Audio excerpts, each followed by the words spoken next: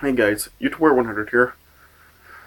Okay, and as I continue with these Superman Batman reviews with those original Superman movies. Oh my gosh. Now here's my review of Superman 3. Oh my gosh. This movie sucked. Alright? I mean, oh man. I mean, the first two were just really enjoyable films, and then they make this piece of crap. I mean, oh my gosh. Man. I mean, I think the Rotten Tomatoes consensus sums this movie up. Yeah, when not overusing sight gags, slapstick, and Richard Pryor, Superman 3 resorts to plot points rehashed from the previous Superman flicks. And yeah, this film, this just has so many problems with it. Yeah, the biggest one, of course, is Richard Pryor. Man, this Nostalgia Critic put it best in his Dumbest Superman Moments video. I mean, oh man, this is one of the unfunniest performances of all time. Yeah, and Nostalgia Critic said that Richard Pryor may actually have more time on screen in this movie than Superman does, and I think he may actually be right. I mean, seriously, Richard Pryor, he's awful in this movie. I mean, I know Richard Pryor can be really funny. I mean, I've seen some of his movies. I've seen stuff like The Toy and some other movies. So yeah, I know he can be funny. Where was any of it here? I mean, seriously, Richard Pryor was awful in this movie. And yeah, there's also other problems here too. I mean, where is Lex Luthor in this movie? I mean, he's not in this movie. He's not mentioned in the movie. I mean, seriously, I mean, where is he in this movie at all? And yeah, Lois Lane, she's barely in this thing also. I mean, she makes an appearance at the beginning, then she makes an appearance at the end. But that's it. I mean, we have no, there's like nothing else between her and Clark in this movie. And then instead Clark goes for like one of his high school friends. And then yeah, now like she's the main woman in this movie, and yeah, and she's just like not interesting. I mean, yeah, I mean she's just really, oh, man, her story's just stupid. I mean, she just is being harassed by her ex-boyfriend, and yeah, I mean it's like we're going to like a high school or college movie. I mean, seriously, the story like the with Lana in this movie. I mean, yeah, it's stupid and she's just boring. And yeah, the plot in this movie is just so dumb. I mean, you just have some some like the owner of a company or CEO of a company wanting to take over the world. I mean, what? I mean, why? I mean, it just makes no sense. And yeah, I kind of had a hard time following the plot of this movie just because it makes no sense. And yeah, I mean, the movie just, oh man, this movie is just so freaking bad. And yeah, I mean, seriously, I mean, the first two movies actually took like themselves real seriously, but yet this film is just makes Superman into a complete joke. I mean, I don't even know. I mean, I would give this movie probably, I don't know, 1.5 stars out of 4. I mean, it is just complete crap. Yeah. Yeah, so, yeah, I probably don't even really have a lot to say about this. Yeah, let me just get through it. Yeah, so the movie opens with, with Gus Gorman, who's played by Richard Pryor. We're introduced to him, and yeah, he's just completely just unemployed and yeah, just a complete loser and not able to find a good job. And then yeah, he then gets a job at the Metropolis conglomerate West Websco. Oh yeah. And then we have the terrible opening for this movie. I mean, with every other Superman movie, well, for almost all of them, we have the main credits in space with the John Williams score. Yet in this movie, all we have is just a bunch of idiots just just always like we have a slapstick after slapstick, and it's stupid. And then yeah, we have the awful opening titles, which just looks like they're added in the last minute. They just scroll up from the bottom, and they're barely noticeable at all.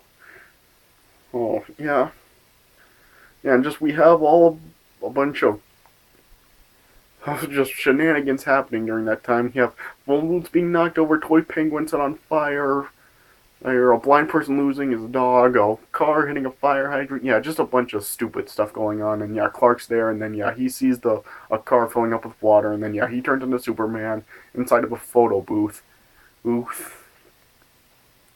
then yeah, he saves the driver from drowning in his car. Yeah, just a terrible opening. Yeah, I could probably say this is the worst Superman movie opening ever. Yeah. Oh man, yeah. And anyway, yeah, and Gus just is getting really bad pay at Websco, and he's not happy about it. Yeah. And then at the Daily Planet, Perry White, right, yeah, he's back in this, and yeah, he's talking to Clark, and yeah, and all this is going on as Clark is talking with Perry. He was like trying to like pick bingo numbers for something. I really don't know what for what. Yeah, and then Clark tries to convince Perry to let him go to Smallville for his high school reunion, and yeah, he agrees to it. Yeah. And then, as Clark is taking the bus along with Jimmy Olsen, yeah, they then come across a chemical plant that's actually been set on fire, and then yeah, Clark becomes Superman, and he tries to help the fire department put it out, and yeah, then he eventually discovers that the plant is containing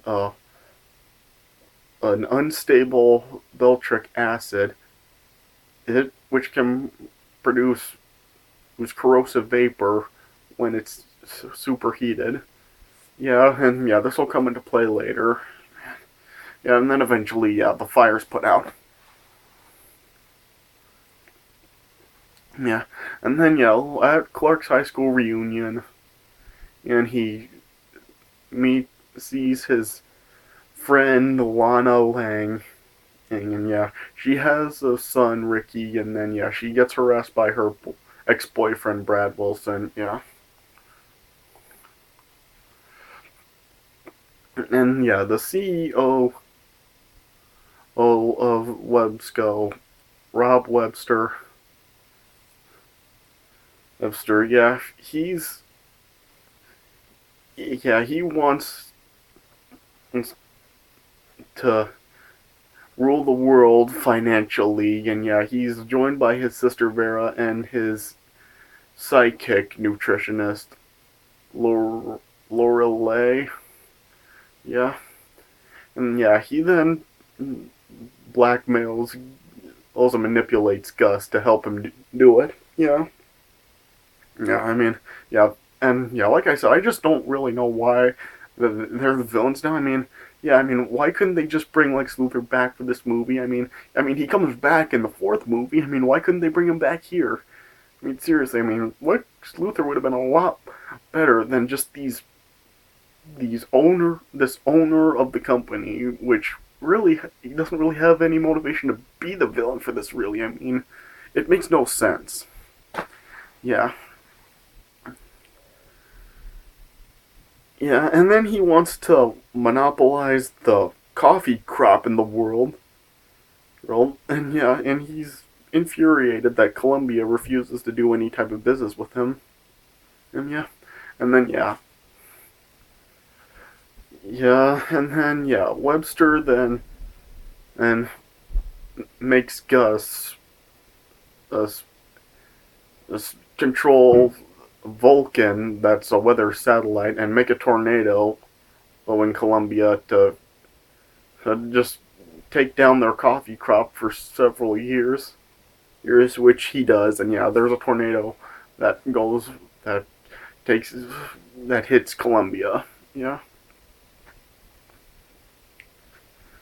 Yeah, and then yeah, Gus then travels down to Smallville, Bill, and yeah, he uses the offices of Wheat King to reprogram the satellite. And yeah, uh, and then yeah, and then what?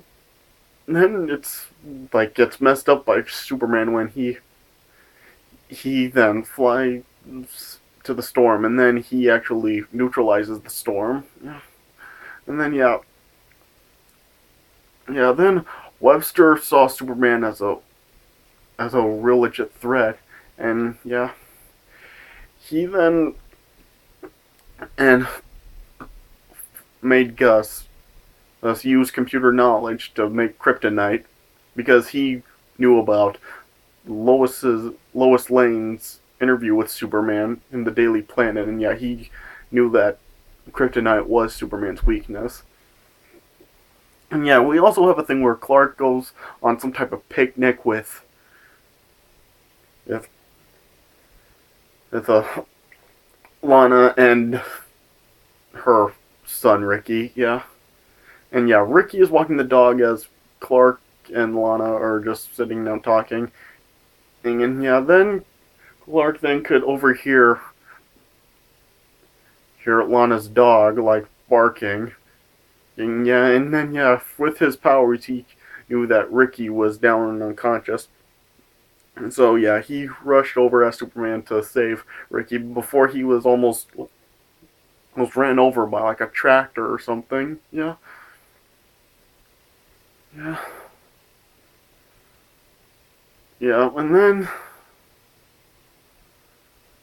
And yeah, as Gus was trying to do research on how to create kryptonite and learn about Krypton, yeah, he then discovered some debris of Krypton's remains in space, and he was analyzing it to figure out how to get some kryptonite. Right, and then yeah, he then looked up the elements of kryptonite, right, and then one of the elements just read unknown. So yeah, Gus didn't know what to do about it, and then he decided to use a tar substance after looking at his pack of cigarettes. And yeah, he decided to use tar, and because he just felt that nobody would notice. And then yeah, Lana then asked Clark if Superman could appear at Ricky's birthday party, and yeah, Clark agreed to it. Yeah, not yeah, Lana didn't know that he was Superman, obviously. So yeah, Clark told Lana that he's really close to Superman. He could get Superman to appear, and so yeah, Superman did appear at Ricky's birthday party, but it turned out to be a town celebration in of Smallville, and yeah, during that, Superman was actually he presented the key of the city. Yeah, similar to like what happened in Spider-Man 3, how they had that event for Spider-Man, yeah. And during the celebration, Gus and Vera were disguised as army officers, and then Gus then gave Superman a piece of kryptonite as a gift. And at first it didn't cause any symptoms to Superman, but then it it showed like Superman was actually biting his nails as he was looking through the kryptonite, and then it began having an effect on him. And he just like became self-centered, and yeah, he wasn't really worrying about any disasters going on. Unlike, well, I got a call about a truck driver needing to be saved from a jackknife rig, but Superman was delaying it. He wanting to spend some time with Lana, and then yeah, he then arrived at the scene too late. Then he just was starting to be really depressed and really destructive, and yeah, he was committing a couple of acts of like petty vandalism. Like he straightened out the Leaning Tower of Pisa in Italy, and then he also blew out the Olympic flame. Yeah, yeah. Yeah, yeah. And then later on, Gus was starting to like feel that Webster was using him, and then, well, he was starting to feel used, and then he gave Webster some plans for a supercomputer, and yeah, Webster agreed to build it if Gus would direct all oil tankers to the Atlantic Ocean and to stay there until further notice. And then yeah, that's what happened, and then but one of the captains of the tanker of a tanker insisted to maintain the Metropolis course. Which yeah, and then yeah, with like and then yeah, Webster then had Lorelei seduce Superman to waylay the tanker, which yeah, Superman did do that, and then causing an oil spill. Oh yeah, and then yeah, people were just like starting to like lose their faith in Superman or something. Yeah, yeah. Then Superman just ended up like going on a drinking binge, and yeah, yeah. And then it saw he was kind of like starting to like ruin a bar, and then yeah, Lana uh, and Ricky arrived, and Ricky kept trying to call Superman, but Superman just wouldn't listen, and he was flying off, but he could still like overhear Ricky talking to him in his head, and yeah, Superman was just like being overcome by guilt, and he just went under a breakdown, and he almost crash landed into a junkyard, and then at that point, like he split into two personalities, where like it was like Superman being corrupt, and he was also like in his normal righteous Clark Kent self, and yeah, they were battling with each other. They had a fight, and yeah, the corrupt Superman just kept beating Clark down, and yeah, then eventually Clark then did strangle the evil identity of Superman, and then it restored him back to his normal Superman self. And then yeah, then he repaired all the damage that he caused was when he was like the evil or corrupt version of him. Yeah, yeah. And then he learned that Gus and yeah, he learned that Gus and all the and Webster and all them, yeah, they were then in the Glen Canyon, and yeah, then Superman went, yeah, flew to there, and then yeah, he was able to fight off rockets and missiles and stuff, and then Superman then confronted Webster, Vera, and Lorelei. Yeah,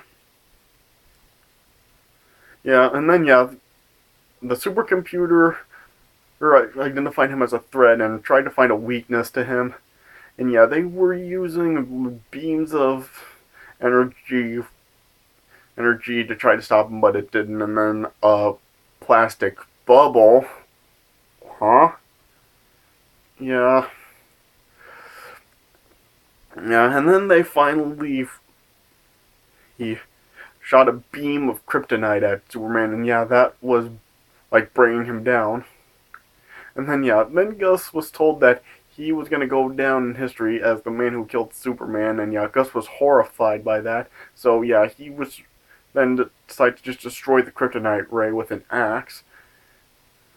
And then yeah, and then yeah, the computer then defended itself against Gus's attempt to disable, and yeah, draining the power from the electrical towers, and then yeah. Then Webster and Lorelei were escaping from the control room, but then Vera got pulled into the computer, and then she was just transformed into a cyborg, and then she attacked Webster and Lorelei with beams of energy to immobilize them, and then yeah. Superman then had one of the canisters from the with the acid from the plant earlier. Then yeah, he placed the canister to the supercomputer, and then yeah, the heat from the supercomputer caused the acid to then just blow and destroy the supercomputer. And then yeah, then yeah, Superman then took Gus and flew, and left Webster and the others for the authorities to deal with. Then yeah, then he dropped Gus off at a coal mine in West Virginia, and he was trying to convince the construction workers to hire Gus. But yeah, then Superman flew off Gus and decided not to take the job. And then yeah, Superman then returned to Metropolis, and then yeah, he then visited Lana, who was now relocated to the city. Yeah, and then yeah, Brad tried to go after Clark, but and Brad had actually stalked Lana all the way to Metropolis. But then yeah, Brad then ended up just falling in a room service cart and just was wheeled out of there. Yeah, just looking pathetic. Yeah. And then at the Daily Planet, we had like Perry and Lois there talking with Clark, and then yeah, it showed that Lana was now Perry White's new secretary for and yeah, it just ended like the other ones with Superman just flying into the sunrise, and yeah, that's how it ended. So yeah, 1.5 stars out of 4. Man, this was just an awful movie to sit through. Yeah, I mean, this was just it was just so bad and stupid and really didn't make a lot of sense. So yeah, really didn't enjoy watching this. But yeah, but next time it's gonna get worse when I finish up the original 4 Superman movies with the Superman 4 review. So stay tuned for that coming up next as I finish these original Superman movies. Alright, so yeah, that does it for my review of Superman 3. Hope you guys enjoyed. So yeah, thanks for watching, and I'll see you guys later.